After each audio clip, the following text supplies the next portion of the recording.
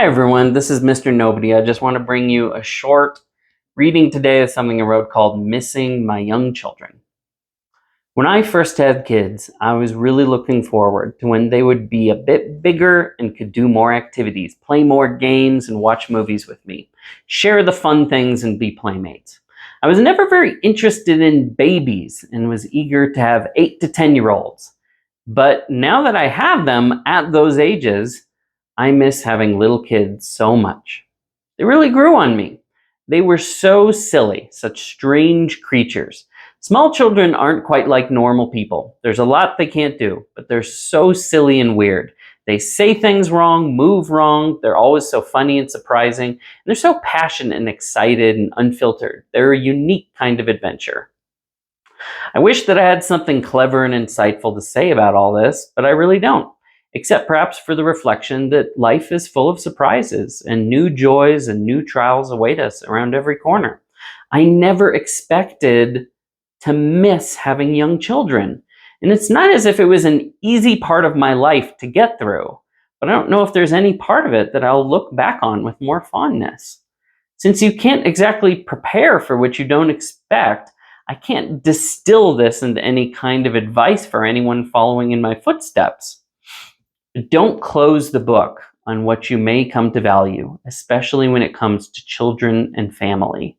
Often the experience is what teaches the value. You don't arrive at the table already seeing it and already knowing what joys await you. No more are we born with all the wisdom and insights that parenthood and all our mistakes and failures will provoke in us.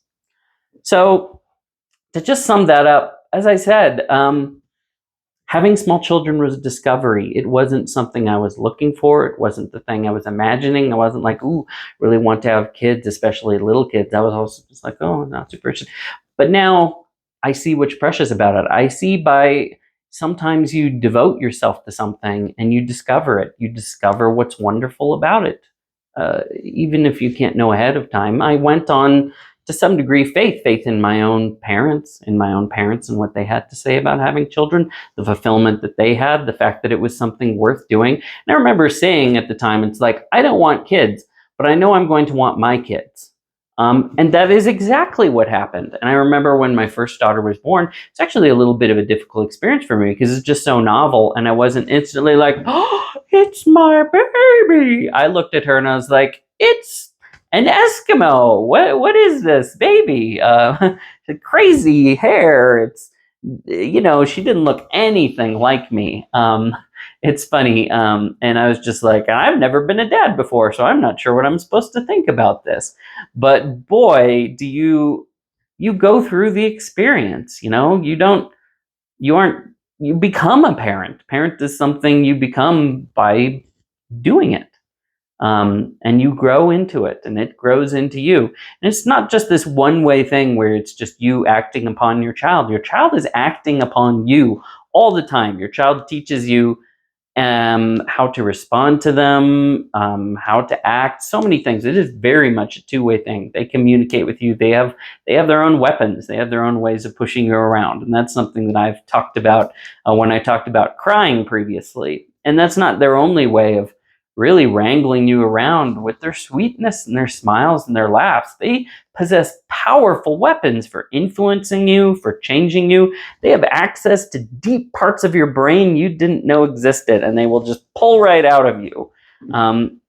And really make you into a different sort of person who there was a time when I would have barely even noticed what was happening to other children. I would have no idea what ages they were, and I felt no special sympathy to them. But now it's like, well, I have children, and through them I have actually learned to love other children much more than I did, so that I have this more sympathy and skill with children just through the doing of it.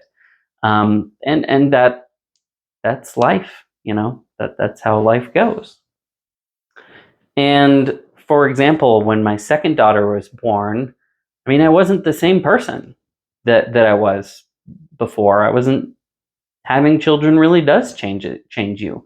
They're literally part of you. They're half you, a part of you that was alive and is still alive and is growing and taking this independence.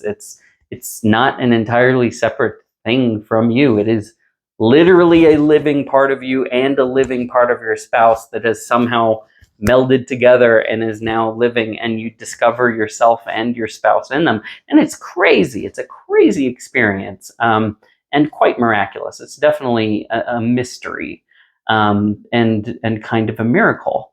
And you start to see the continuity of your own life and how you are part of the people who came before you, how the people that come after you are part of you. And I wasn't the same person anymore by the time my second daughter was born. And so for her, it was a much easier transition for me. I just looked at her and I was like, oh, I'm in love with you.